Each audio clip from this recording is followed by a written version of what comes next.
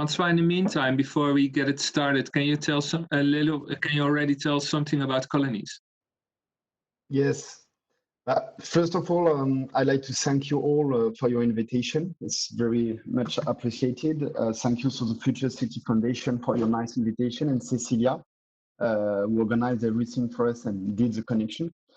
So Colonies, it's a French company which has been created by three French friends, me and two of my friends in France 3 years ago.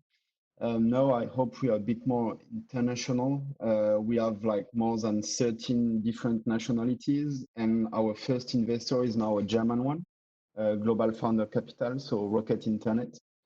And our objectives has always been to create the housing solutions, housing renting real estate for people-centric to fulfill all the needs according to the new society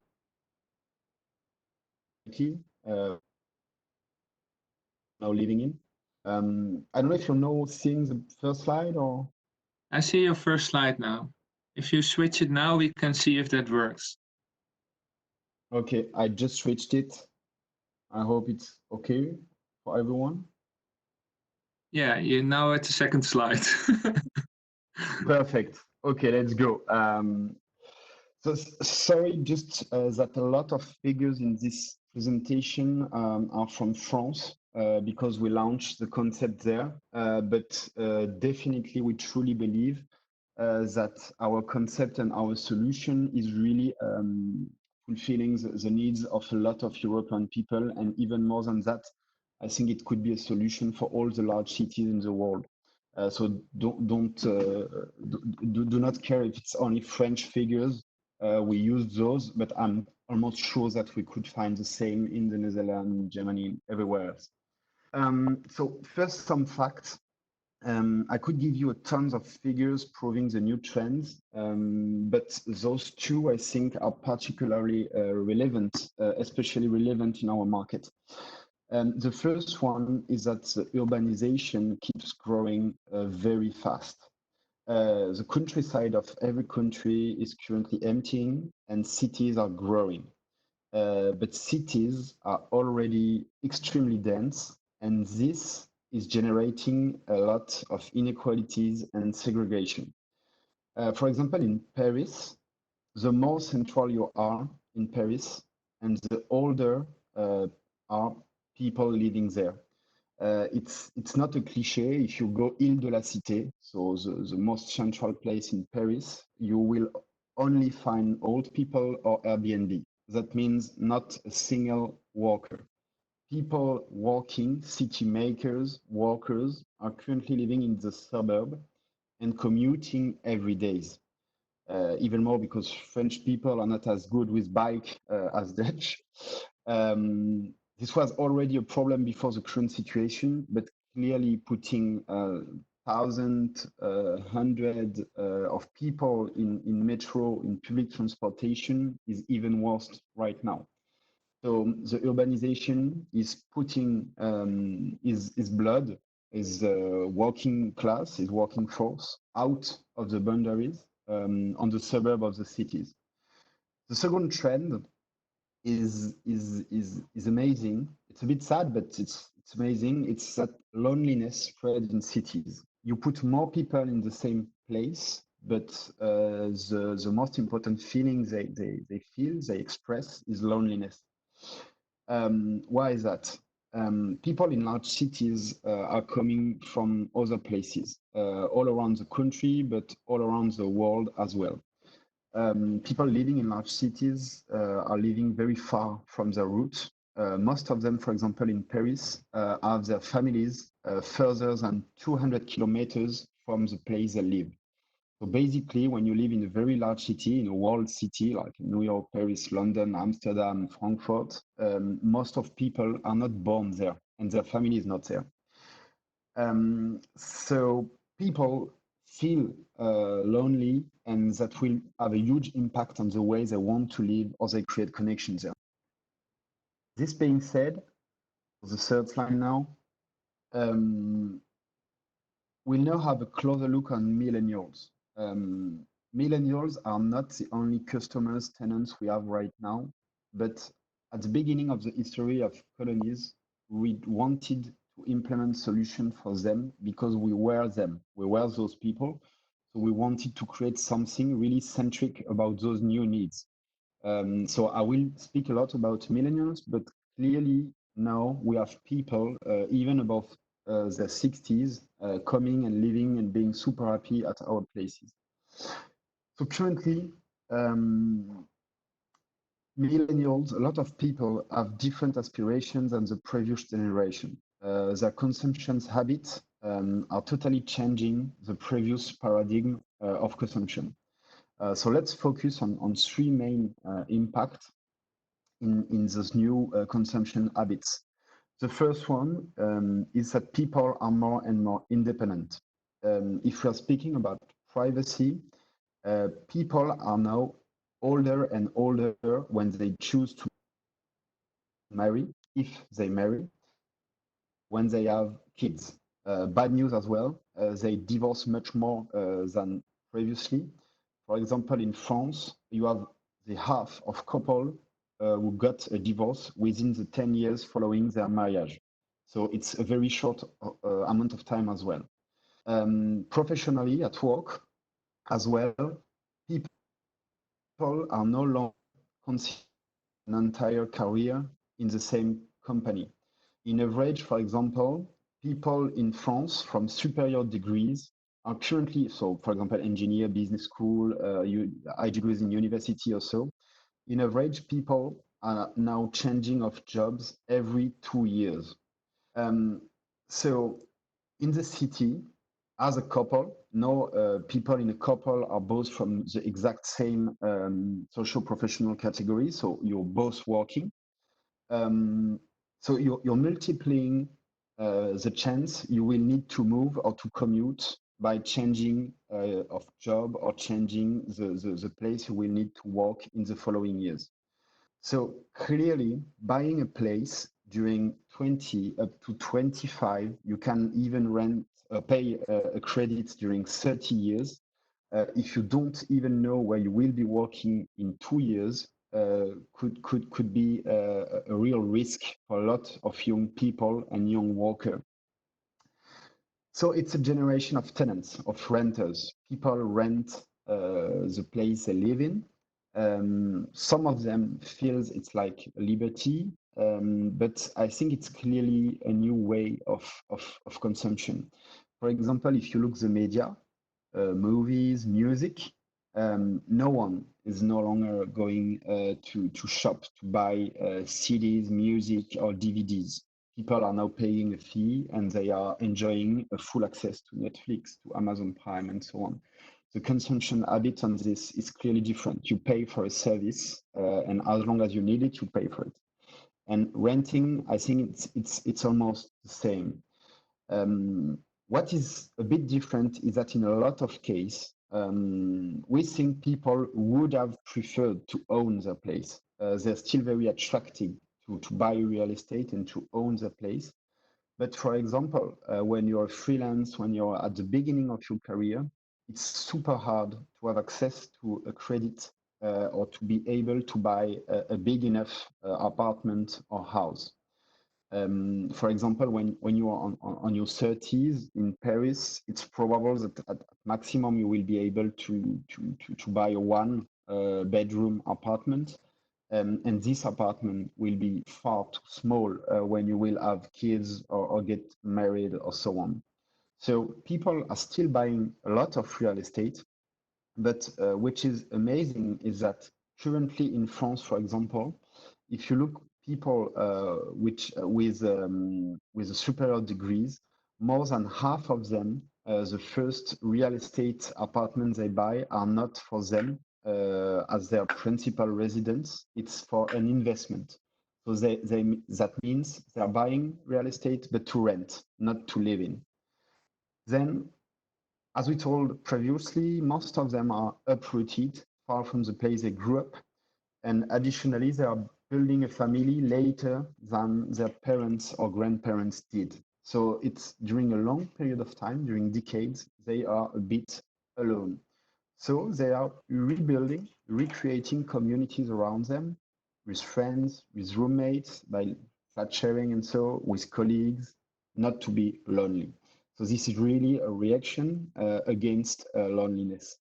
And which is super interesting in London or in Paris, but it's all around France, for example, is that for the 5 last years, you have more professional people sharing apartments in France than students. So that means people are still sharing apartments. Let's be obvious and honest, it's cheaper, but even when they have more money and maybe they could rent their own place, they prefer to share it, not to be alone. And now, the first reason you leave a flat share, is not being paid or having your job. It's when you decide to live with your girlfriend or your boyfriend. So now, as long as you're not living as a couple or as a family, a lot of people are preferring living together. So what does it mean?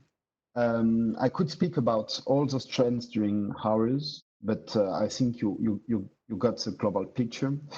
When we founded Colonies, we were really thinking that the residential and renting offer was really, really poor. And it was not adapted anymore to the needs of young people, young workers. And it became as well very clear that there was a huge room for innovation in this field. So we created Colonies 3 years ago with a clear aim to give simply the best living experience, always considering the needs of people living in our spaces. We thought that if people changed, if the needs of people change, the residential should adapt, the residential offer should adapt, and not the contrary. And I think this logical remains because currently we are creating and designing new co-living, not for millennials, but for single mother families, for example, single parent families, for students as well, tomorrow maybe for more senior people, but it's always the same logical. What do they need? How can we adapt the product and the offer? So what does it mean to design the best Francois, people-centric? Yes, yes, just as being the timekeeper, you still have around 7 minutes or so for your presentation. perfect. Okay, Thank great. you. Great. So what does it mean to design the best people-centric housing experience? So we have 3 pillars in our product, and all of them are essential. The first one are the spaces. It's obvious, but we are first speaking of physical spaces where people are living in. We need to rethink about how we use building and how we use spaces. Our main objectives is to design spaces according to the number of people living in. Basically, we have 3 typologies of spaces. The first one, it's yours, it's private spaces. It's a bit counterintuitive, but actually, if you want to make things easier for people living together, the first thing you should focus on is about their privacy. So we are creating as autonomous as possible spaces for them to maintain their intimacy.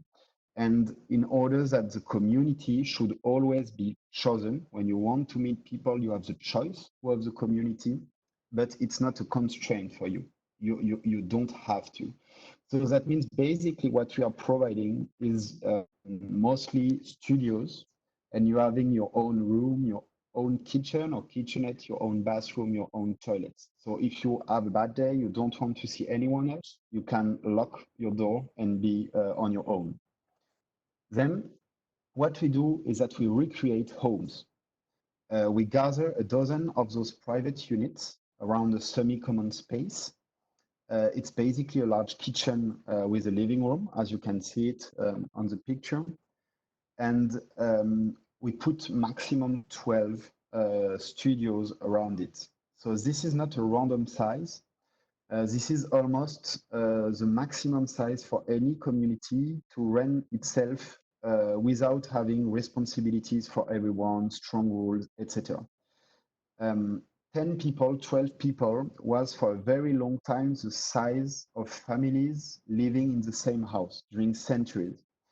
If you go with friends as a small group for holidays or during a weekend, you will see that under 10 or 12 people, it's very easy to organize and you don't need a lot of process to take decision, know what you're doing, who is doing what, and so on. But above that number, things are getting far more complicated to organize.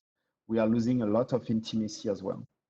In terms of intimacy, this space is associated by your brain as a private space as well. That means what we look, if we're going in our homes, is that people are going having your breakfast in pyjama in those spaces.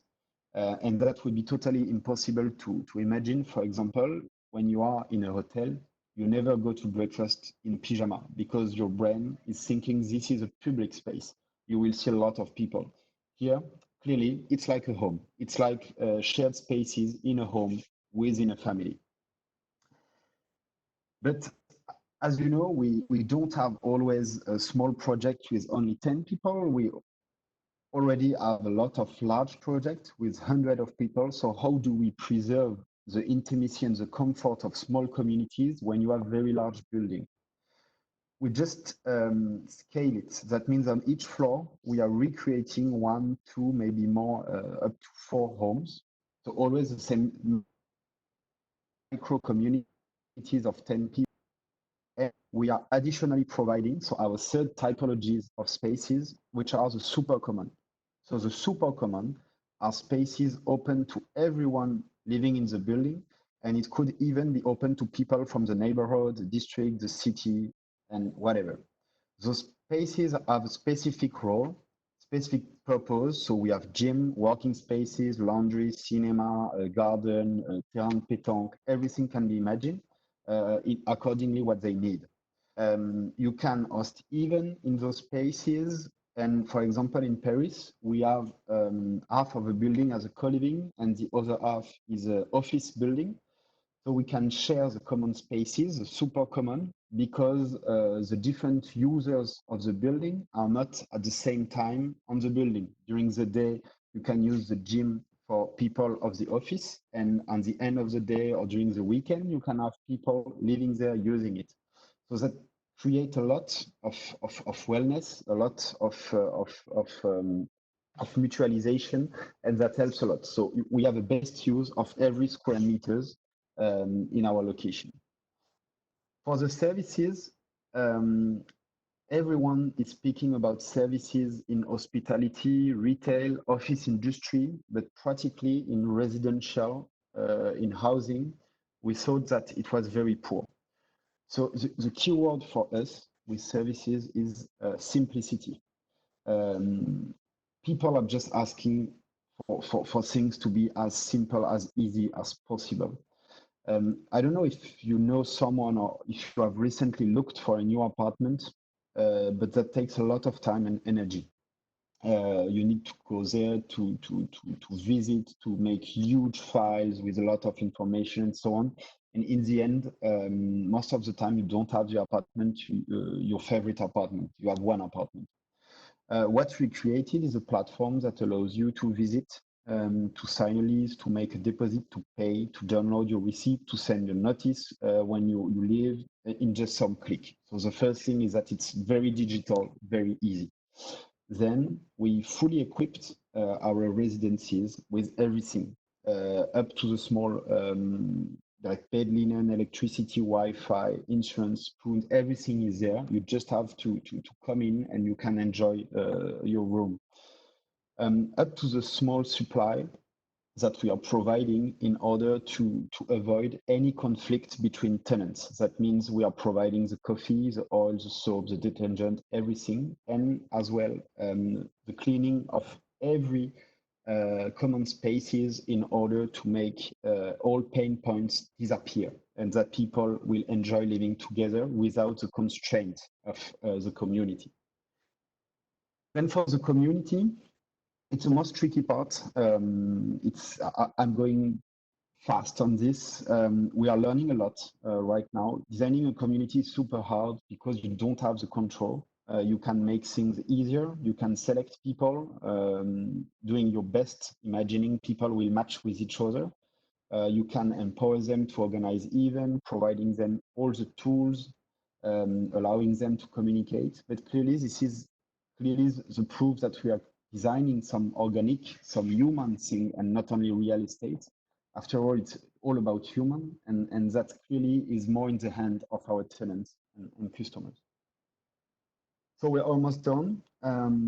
I just want to add a bit about Colonies. So Colonies is an operator only, totally independent. We are not depending of any real estate partner.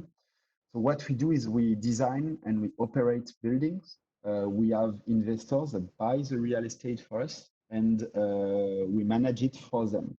So we can have institutional investor interested by buying a new asset, and we do everything for them during up to a 12 years lease, and we manage it. And our business plan is to collect more than our charges. That means the rent we are paying to the investors, to the landlord, and the charges. Our ambitions are currently focusing on France, Germany, Benelux, Switzerland. We are focusing in European, in continental Europe. We are working with a lot of players. Those are mostly French, but now we are working with a lot of Luxembourg and German players as well. And what I want to add is that working as well with large companies are struggling by hiring new people when they have a new headquarter, a new implementation, because people, even more when they are not from the city, they struggle to find housing solution. So we are creating with them, especially with one point in Bordeaux, we are creating their campus with a co-living solution. That means when they hire people at one point, they can have during 6 months up to 1 year, a dedicated studio in a co-living just on the campus to enjoy the beginning of their career in the company. Just a few words about Colonies. So we are independent. We are currently more than 50 people. It's a very international company with a lot of sensibilities all around the world. We are really people-centric. We can maybe speak about it during the question, but now we are thinking about new co-living for a lot of different other customers and tenants. We just concluded 180 million euro funding round just before the crisis. So we are super lucky and super happy about it after a first round of 11 million euro last year.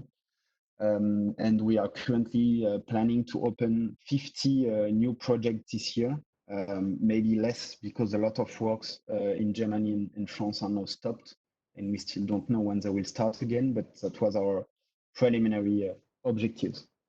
Maybe just some projects. So the first one we open is a very small one in Fontainebleau.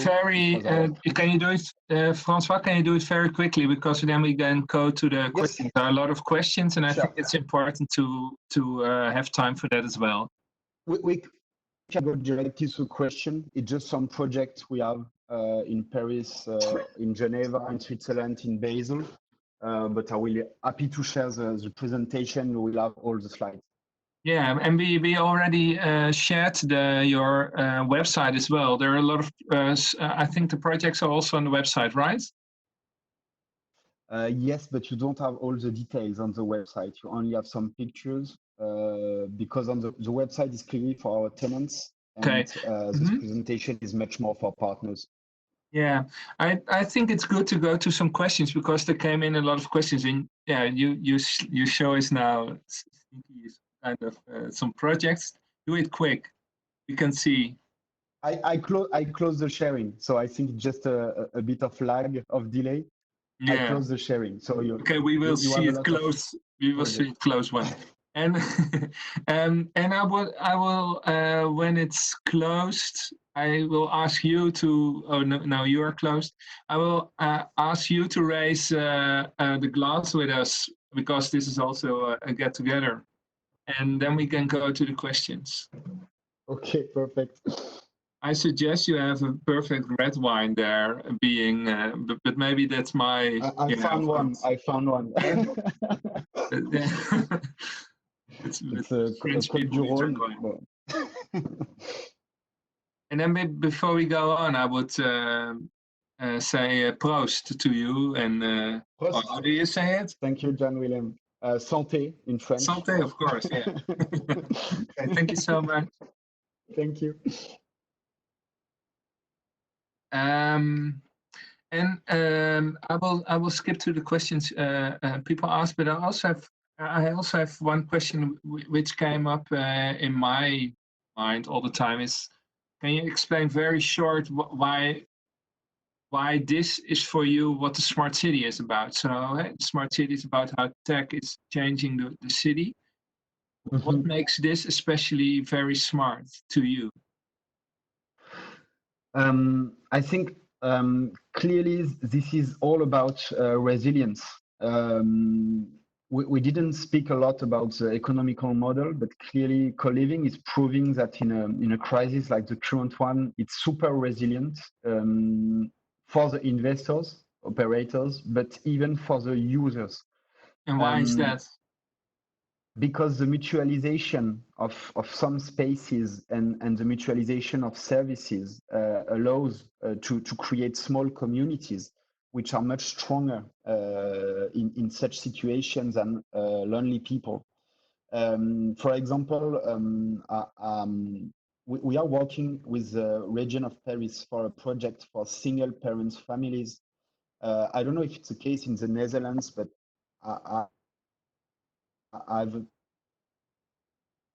currently in France the violence for mothers during the lockdown period, which are totally getting out of control.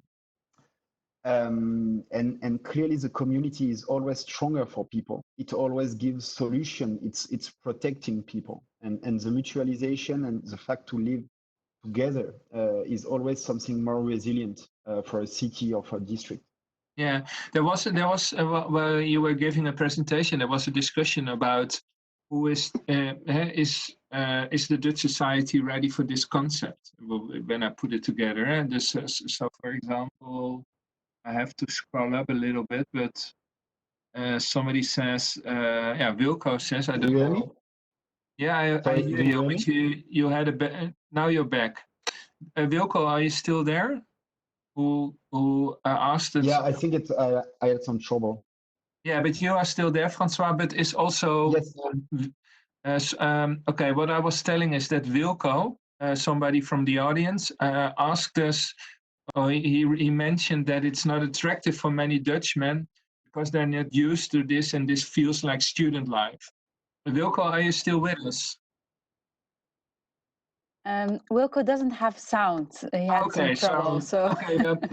Okay, that explains. You can answer by chat if you like. Yeah, no problem at all. But can you? And then we get an answer from somebody else, and he said, "Hey, all countries think this." Said this.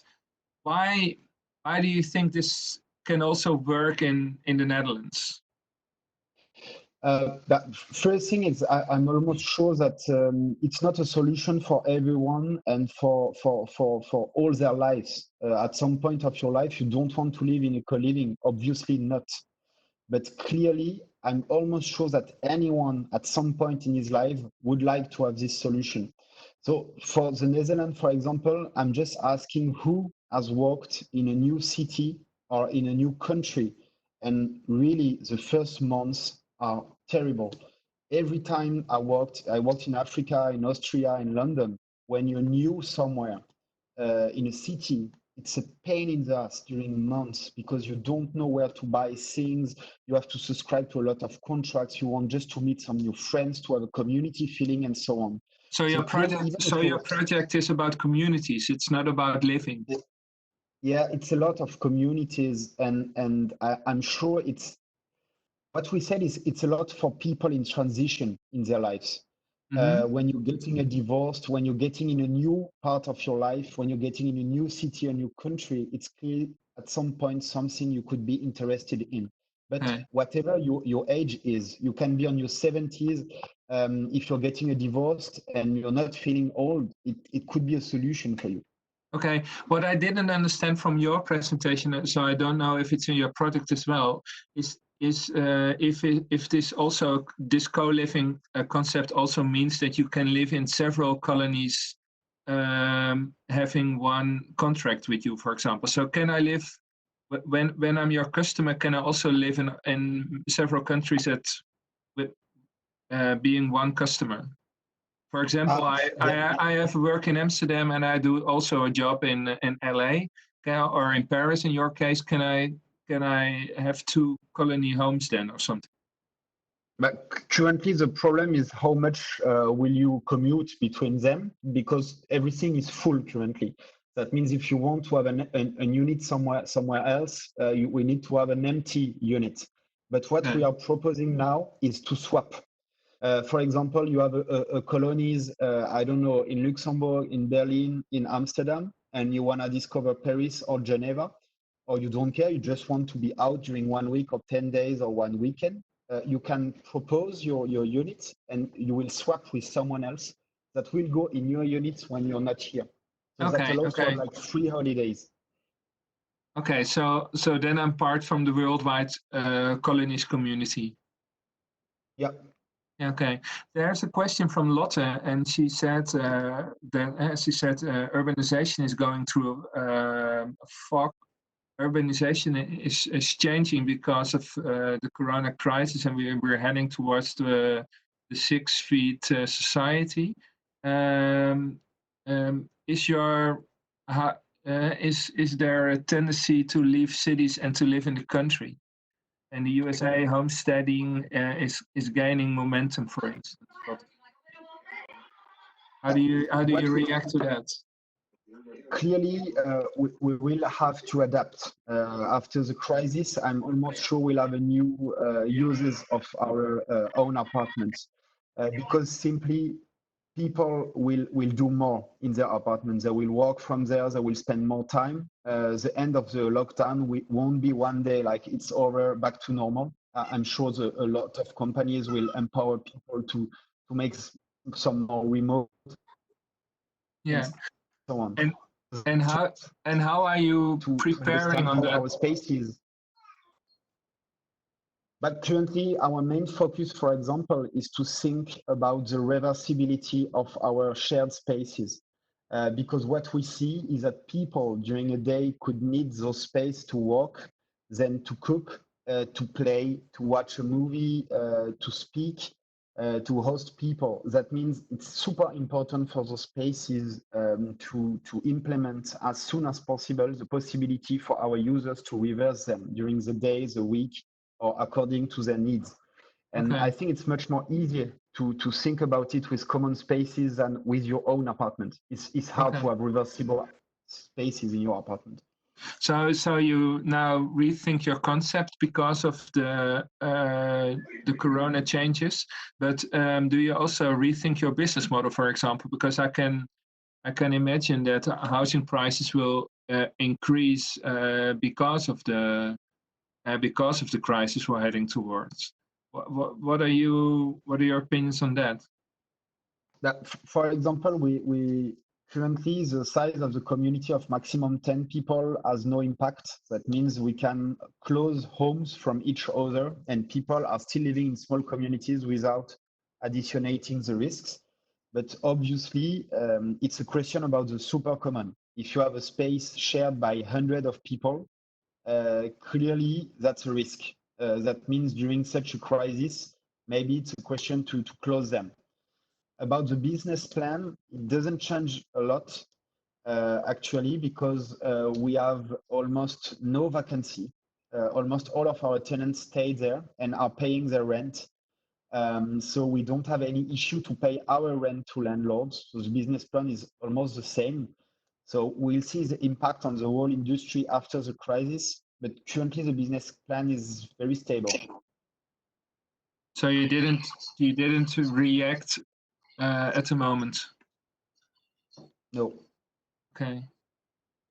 But for example, if we compare with co-working has a huge vacancy in a lot of places, and tenants want to leave and not pay the rent because they are not using the spaces anymore. As in co-living, wait a minute, Francois. Yes. Hella, can you please turn down your mic? Sure. Okay, great. Francois, other questions? Yeah. In addition to this one, I had a question about shared mobility. Because in the Dutch Urban Agenda, we also have a city about shared electric mobility, where what you do with living spaces, we do it with electric vehicles. That it is owned, communally owned, and shared among the participants or owners of apartments. Is that part of your concept? For the moment, we have 2 residences in Fontainebleau, a bit far from public transportation. So what is included is the rent for every tenant is to have their own bike, and they have an option to have electric bike, but they have all their bikes included in the rent. And we are thinking in Versailles in our project to have a car sharing system, electric cars. So you will have 1 car for 5 or 6 people. We need to know what is the right figures, but it will be mutualized by all the people of the residents, and they will be able to share it, to use them. So it's clearly something which be great for our customer, and we'd be glad to collaborate with a lot of such initiative in our buildings. Okay. Yeah, happy to share the knowledge that we gained the last couple of years. Perfect, thank you. You have a connection now. Yeah. It's always good when love is around. I have a question from René, and he asked which goal of the Sustainable Development Goal most specific you support. Is that Sorry, the development goals? What are our goals in terms of development? Yeah, which ones? Which of the SDGs do you put first? So is that for example Sustainable Development Goal 11 in your case, or?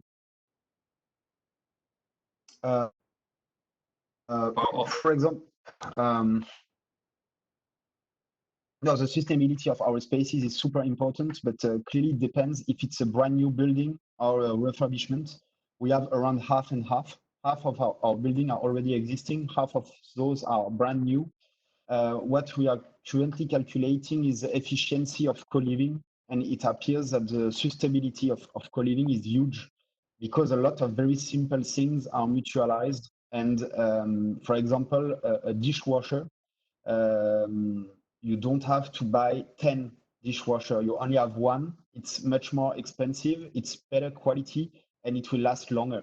So by mutualization, you already have a great environmental impact. But then obviously for all brand new projects, I can share the slide with you, but a lot of our projects are now in wood, for example. We are trying to do them not in concrete only, but in woods or with new technology. Yeah. Max remarked that also inclusion, so being a society, is one of the goals you achieve. Yeah, thank you, Max. Yeah, but it's super hard. Yeah, Louise asked us if you can give an indication of the costs, including all the services, in comparison with regular rent. That's very Dutch question. Show us the money. Straight to the point. Yeah, of course, that's how we are. We try actually to be at the same cost of having a regular apartment. So I will give you some examples.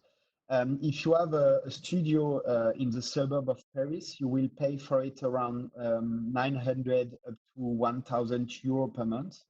But that's forgetting a lot of different costs, like I don't know, some cleaning services, electricity, internet, buying some furniture missing in the studio, my insurance, and so on. So if you add all the costs, it's around 150, maybe 200 euro per month additionally. So in the end, you will be at 1,200 euro. We try maximum to be at this point. So all included means really all included. You have to all included.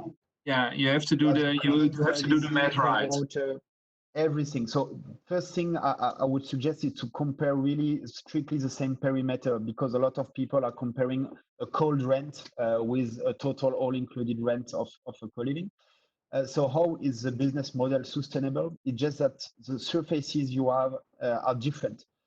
Your private surfaces in a co-living will be only 15, 16, 17 square meter maybe. So it's clear that for this price, it's small. But the difference is that those people made the choice not to have 10 additional square meters or 15 additional square meters, but 100 additional square meters, but shared. So in the meantime, you're renting for the same price, less private space, far less, but much more common spaces. That's the business model. Okay, so last question, and then we I think we end up because it's almost 4 o'clock in this part of the world. When you look at the future, and let's look 5 or 10 years ahead, what you want, what's then the new normal? And what do you need for it to get there? So what kind of tools do you need? Thinking from the city deal we're doing, what kind of tools do you need to get in that 10 times perspective? I think we'll have a different link with transportation in the future. I think it's a bit paradoxically, but I think we'll have better transportation solution, but that means as well less. People will be more independent and will more easily work from home or from different places. I'm thinking a lot about commuters in the decade to come. Maybe people will own their place in the countryside, for example, with their families, but go to large cities, maybe only for 2, 3, 4 days a week, and then come back and exchange with their wives and so on. This is a trend we are seeing a lot with 30 people, people leaving Paris, going abroad or outside in the countryside, but totally dependent as well from the economical centers. So cocooning and co-living combined in a way. Yeah, maybe, and that's a bit of timeshare as well. Maybe you could split a studio in a okay. And what do you need as last question? In your own house elsewhere. It's not sure. And what do you need as last question to get there? So what kind of tooling, what kind of processes must be redesigned to get in that future? What's obstructing you now? It's very hard to be people-centric because real estate is a lot about money, and it's why we decided from the beginning to have a business plan that allows us to be as profitable as possible, and in the same way to be focused on new needs of people. And I think clearly the problem of real estate right now is that it's only addressing to investors. For example, if you look student housing in France, the real customers are not the future tenants. It's the people who are going to buy apartments as an investment product to the real estate developers.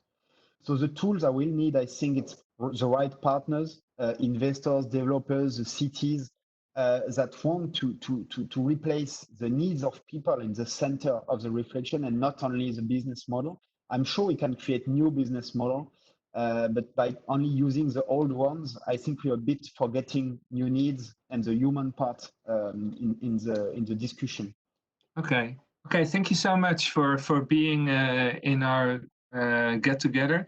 I will share in the meantime the results of people filling in at the Menti, so we can see a little bit about the other people and we drink the glass. And before that, I want to thank you again, Francois, for thank you very much for being with us. I put my email on the chat. It's in the presentation as well. So if you have any additional question, partnership, do not hesitate. You have my email. Feel free to contact me. That's a good one. I will show this so we can see who filled in. Some people. Gudrun did. Urban program manager, working on social livable. Hoon, looking for companies that have products in the fields. Lot of course. Well, this is a start of a new thing. We have to make this a little bit better, but it's working a little bit. And you can fill this. You can, if you want to see it yourself, you can go to another slide, and that's this one. So if you, if you scan this QR code, you can find all the results. Now it's interesting, Francois, to hear your perspectives on the future of living. How do you live yourself? Do you also live in a colony? So for 1 year now, I live with my girlfriend. First time in my life. Before that, I was always in a shared apartment with friends. And currently we are in a small co-living because just before the lockdown, we decided to go with some friends in a house just near Paris, in a family house. So we are here. We are 5 with 1 cat and 1 dog, so almost 7, living in a small co-living during the lockdown. And what do you like most about it, living in a colony?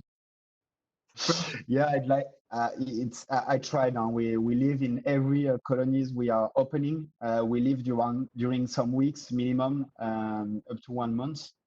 But it's a bit weird for other people living there because they're asking a lot, and it's a bit biased as people from the company to live with other people. But so you designed it. You're at your work all the time, you mean? Yeah, exactly. It's like a quantic physics principle. If you observe, you're always changing the observation. But clearly, we designed it because we felt that we'd like to have it existing at some point in our lives. When I was arriving in Madagascar, in London, in Vienna as well, I'd really like to have such solution, not to be alone, to meet more people, to have a community. So it's not coming from nowhere. So in a way, you solved your own problem, right?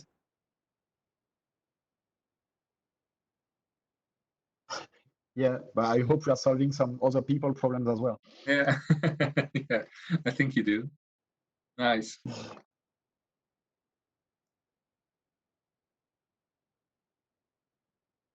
Does it also has an app or something which you? How are you connected to the? How do you connect your living system to the World Wide Web?